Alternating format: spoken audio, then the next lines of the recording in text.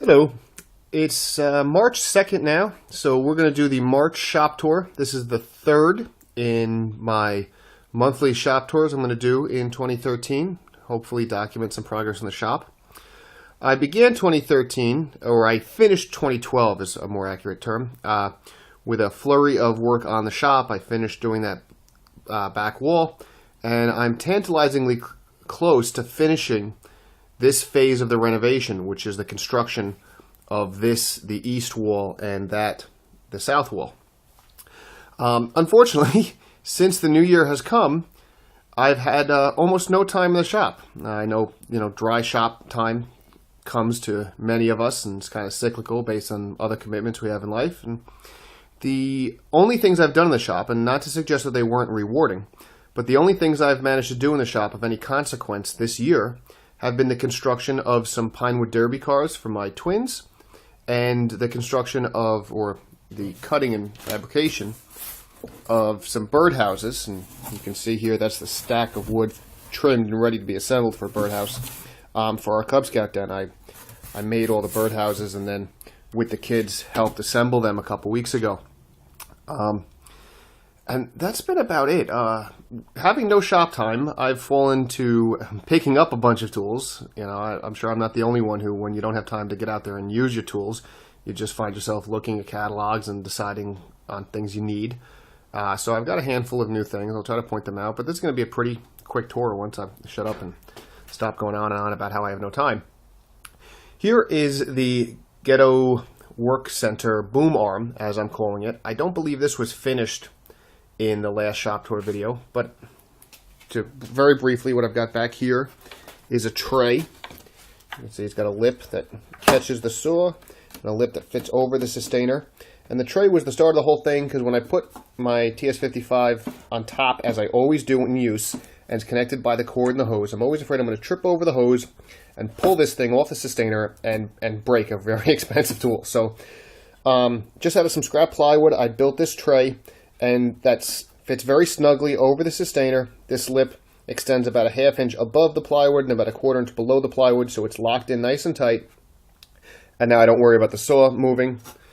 I made componentized. I've got, fits very snugly.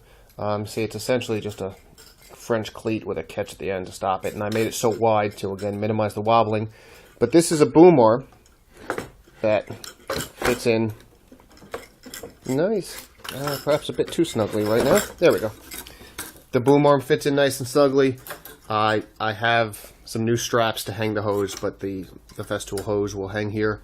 And then this piece here is a variation on this Festool tool hanger right there, and it locks on the same way, and it holds two tools. I happen to have two sanders there, mostly so I could take pictures of it, but it'll hold I know from practice it'll at least hold all the different sanders and the domino and probably some other things in practice too, but that's what's going on there.